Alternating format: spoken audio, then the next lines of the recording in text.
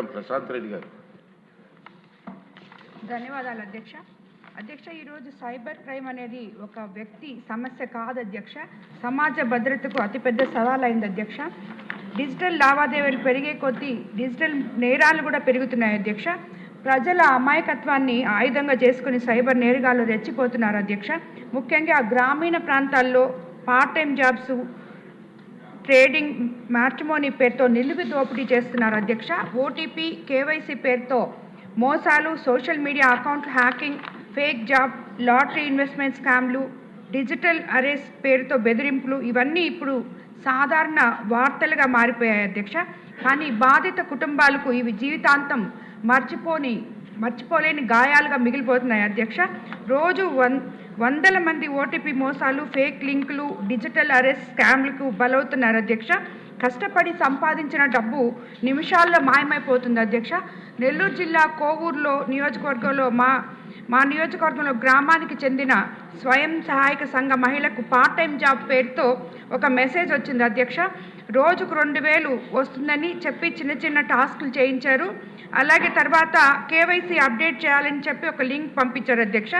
ఆమె అమాయకంగా ఓటీపీ చెప్పగానే ఖాతాలో ఉన్న 2 లక్షలు నిమిషంలో మాయమైపోయాయి అధ్యక్ష. ఇది కేవలం ఒక మహిళ నష్టమే కాదు అధ్యక్ష, ఒక పేద కుటుంబానికి సంవత్సరాల తరబడి పొదుపు చేసుకున్న ఇది అయిపోయింది అధ్యక్ష. అలాగే మనకి ప్రభుత్వం చర్యలు తీసుకోవాలని చెప్పి మీ ద్వారా నేను మంత్రి గారిని కోరుకుంటున్నాను అధ్యక్ష. 24/7 కాల్ సెంటర్ ఏర్పాటు చేసి ప్రతి జిల్లాలో సైబర్ క్రైమ్ సెల్ ని బలోపేతం చేయాలి. ఫిర్యాదు చేసిన వెంటనే ఫాస్ట్ ట్రాక్ యాక్షన్ సిస్టమ్ ఉండాలి అధ్యక్ష. అలాగే బ్యాంకులు, టెలికాం కంపెనీలతో స్ట్రాంగ్ కోఆర్డినేషన్ ఉండాలి అధ్యక్ష. సైబర్ నేరాలపై శిక్షలు కఠినంగా అమలు చేయాలి అధ్యక్ష. ప్రజలకు విస్తృత అవగాహన కార్యక్రమాలు కల్పించాలి అధ్యక్ష. ప్రతి ఇంట్లో స్మార్ట్ ఫోన్లు వినియోగిస్తున్న నేపథ్యంలో సైబర్ నేరాలపై పాఠశాలలు, కళాశాలల్లో స్థాయి నుంచే విద్యార్థులకి అవగాహన కల్పిస్తే విద్యార్థుల ద్వారా తల్లిదండ్రులు దాన్ని ఉపయోగించుకునే ఇది ఉంది అధ్యక్ష. ఈరోజు ఈ శాసనసభ వేదిక ద్వారా రాష్ట్ర ప్రజలందరికీ ఒక ముఖ్యమైన విజ్ఞప్తి చేయాలనుకున్నాను అధ్యక్ష. సైబర్ క్రైమ్ ఎప్పుడు నగరాలకే పరిమితం కాదు, గ్రామాలకి, పట్టణాలకు ఉన్న తేడా లేకుండా ప్రతి కుటుంబాన్ని ప్రభావితం చేస్తున్న ఈ నిమిషంలో ప్రతి ఒక్కరు కూడా నేరం జరగగానే వెంటనే వాళ్ళకి పోలీస్కి కంప్లైంట్ చేయాలని, అలాగే ప్రతి దగ్గర కూడా ఈ అవగాహన సదస్సులు ప్రజల లోపలికి తీసుకెళ్లాలని మీ ద్వారా మంత్రి గారిని కోరుకుంటున్నాను అధ్యక్ష. ధన్యవాదాలు అధ్యక్ష. మినిస్టర్ గారు, ఇష్యూ చాలా సీరియస్ ఇష్యూ అమ్మా. చాలా మంది మోసపోతున్నారు. దీన్ని ఎలా కంట్రోల్ చేయాలో ఏంటని మీ అఫీషియల్స్ తో కూర్చొని మాట్లాడి మీరు అరికట్టకపోతే చాలా మంది లాస్ అవుతున్నారు. అధ్యక్ష, తమరు కరెక్ట్ గా చెప్పారు అధ్యక్ష. ఎందుకంటే ఉగ్రవాదులు కానీ తీవ్రవాదులు కానీ కంటికి కనిపిస్తారు కానీ సైబర్ నేరగాలు కంటికి కనిపించిన శత్రువుల ఈ రోజు చాప కింద నీరులాగా మాక్సిమం అంతా పాకే పరిస్థితి కూడా వచ్చింది అధ్యక్ష. ఇందులో అధ్యక్ష మనం భయపడాల్సింది, కొంచెం బాధపడాల్సింది ఏంటంటే ఈ సైబర్ నేరాల్లోని విక్టిమ్స్ అందరూ కూడా బాగా చదువుకున్న వాళ్ళు, వెల్ ఎడ్యుకేటెడ్, ఐఏఎస్లు, ఐపీఎస్లు, రిటైర్డ్ ఆఫీసర్స్, ఇలాంటి వాళ్ళందరూ కూడా ఇందులో విక్టిమ్స్గా ఉండటం అన్నది కూడా నిజంగా చాలా బాధాకరమైన పరిస్థితి అధ్యక్ష. ఎందుకంటే సైబర్ నేరాలకు మేము లిస్టు చూసుకొని ఒకసారి క్రానలాజికల్గా అంతా మేము చెక్ చేసుకుంటే అందులో మోస్ట్ ఆఫ్ బాగా వెల్ ఎడ్యుకేటెడ్ ఇందులో ఉంటున్నారు. నెక్స్ట్ ఆఫ్ ఇందాక మేడం గారు చెప్పినట్టుగా విలేజెస్లో కూడా అధ్యక్ష చాలామంది ఏంటంటే 10th క్లాస్ చదువుకొని, ఇంటర్మీడియట్ చదువుకొని ఉద్యోగ అవకాశాలు లేక ఉండేటప్పుడు వాళ్ళకి ఒక రకమైన ఎరవేస్తారు అధ్యక్ష. మీకు 10th క్లాస్కే పలానా విదేశాల్లో ఉద్యోగాలు ఇస్తామని, ఇలాంటి ఉద్యోగాలు ఇస్తామని చెప్పి కొంతమందిని మయన్మార్, థాయిలాండ్ అలాంటి చోట్లకి తీసుకెళ్తున్నామని తీసుకెళ్ళి ఈ థాయిలాండ్కి, మయన్మార్కి మధ్యలో ఒక కేకే పార్క్ అని చెప్పేసి ఎస్టాబ్లిష్ అయింది అధ్యక్ష.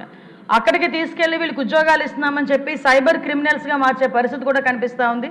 రీసెంట్గా మన ఆంధ్రప్రదేశ్ నుంచి దగ్గర 110 మంది వాళ్ళని కూడా మనం రెస్క్యూ చేసి మన కేంద్ర మంత్రి రామ్మోహన్ నాయుడు గారు సారథ్యంలో ఇక్కడ కూడా తీసుకురావడం జరిగింది అధ్యక్ష.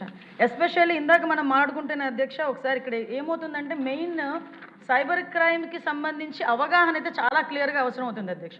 ఈ అవగాహన కార్యక్రమాలు ఏర్పాటు చేయడానికి ప్రత్యేకంగా సైబర్ పోలీస్ డిపార్ట్మెంట్ వాళ్ళు, ముఖ్యంగా మన కూటమి ప్రభుత్వం వచ్చిన తర్వాత దగ్గర 1596 అవేర్నెస్ ప్రోగ్రామ్స్ క్రియేట్ చేశాం అధ్యక్ష. వీటితో పాటు 1930 ఒక హెల్ప్ లైన్ నెంబర్ 24/7 పనిచేస్తుంది.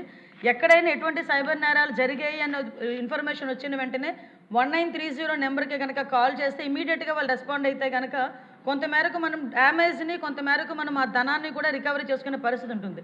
కాకపోతే వీళ్ళు ఒక భయం క్రియేట్ అవుతుంది అధ్యక్ష. డిజిటల్ అరెస్ట్లు అని చెప్పి ఒక పక్క ఓటీపీలని, కేవైసీలని, జాబ్ ఇప్పిస్తామని, ఇంకా రకరకాల ఆఖరికి మహిళల్ని కూడా ఎరవేసి ఈ సైబర్ క్రైమ్స్లో కూడా ఇన్వాల్వ్ చేసే పరిస్థితులు కూడా కనిపిస్తున్నాయి అధ్యక్ష. అంటే ఇంచుమించుగా అధ్యక్ష మనం చూసుకుంటే ఈ డిజిటల్ అరెస్ట్ అని చెప్పి చాలా పెద్ద వ్యక్తుల్ని కూడా ఒక రూమ్కే బందీ చేసేసి వాళ్ళ ఆ భయానికే సగానికి సగం చాలామంది డబ్బులు ఇచ్చే పరిస్థితి వస్తుంది అధ్యక్ష. ఇంకొక పరంగా ఎందుకంటే మీరు అడిగారు, ఇది చెప్పాల్సిన బాధ్యత ఉంది కాబట్టి ఒక నిమిషం ఎక్స్ట్రా అయినా తీసుకుని చెప్పాలని అనుకున్నా అధ్యక్ష. చాలామంది ఏం చేస్తుంటారంటే బిజినెస్ టిప్స్ ఇస్తామని చెప్పి దానికి కూడా డబ్బులు విపరీతంగా కట్టించుకొని తిరిగి ఇవ్వలేని పరిస్థితులు కూడా ఉన్నాయి అధ్యక్ష. ఇది మీరు అన్నట్టుగా చాలా పెద్ద సబ్జెక్టు, దీని మీద అవగాహన అనేది కంపల్సరీగా ప్రతి ఒక్కరికి కావాలి.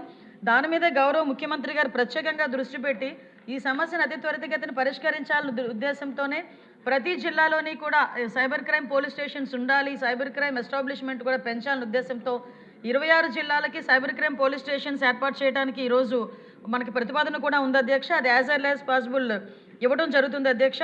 ప్రత్యేకంగా ఈ కెపాసిటీ బిల్డింగ్ అధ్యక్ష, ఇప్పుడు ఎందుకంటే ఇప్పుడు ఉన్న పోలీస్ డిపార్ట్మెంట్ వాళ్ళకి కూడా కెపాసిటీ బిల్డింగ్ అవసరం.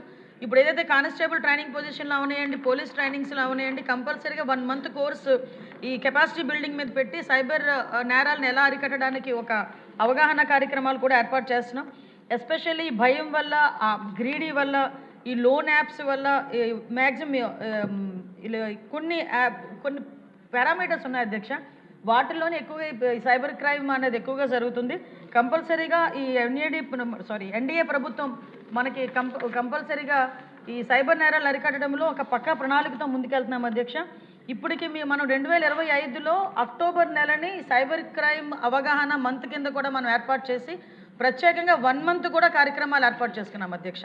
ఇవే కాకుండా అధ్యక్ష ప్రత్యేకంగా ఈ సైబర్ నేరాలని అదేవిధంగా సోషల్ మీడియాని కొంతమేరకు మనం రిస్ట్రిక్ట్ చేయడానికి ఈ మధ్యన ఒక జీవోఎం కూడా ఏర్పాటు చేసుకోవడం జరిగింది. మన నారా లోకేష్ గారు, మన మంత్రివారి నారా లోకేష్ గారి ఆధ్వర్యంలో మన పార్థసారథి గారు, సత్యకుమార్ యాదవ్ గారు, అదేవిధంగా మనోహర్ గారు, నేను కలిపి ఒక మన మీటింగ్ కూడా ఏర్పాటు చేసుకోవడం జరిగింది అధ్యక్ష. ఆల్రెడీ 2 మీటింగ్లు అయినాయి. ఆ 2 మీటింగ్స్ అయిన తర్వాత కంక్లూషన్కి వచ్చి as early as possible cyber crime నేరాల మీద అరికట్టడంలో గవర్నమెంట్ ఎప్పుడు చిత్తశుద్ధితో ఉంది. ప్రజలందరూ కూడా అవగాహన కల్పించుకోవాలి. ముఖ్యంగా ప్రజాప్రతినిధులు కూడా ప్రజలకు అవగాహన కల్పించడంలో సహాయ సహకారాలు అందించాలని మనస్ఫూర్తిగా కోరుకుంటున్నాను అధ్యక్ష. Thank you.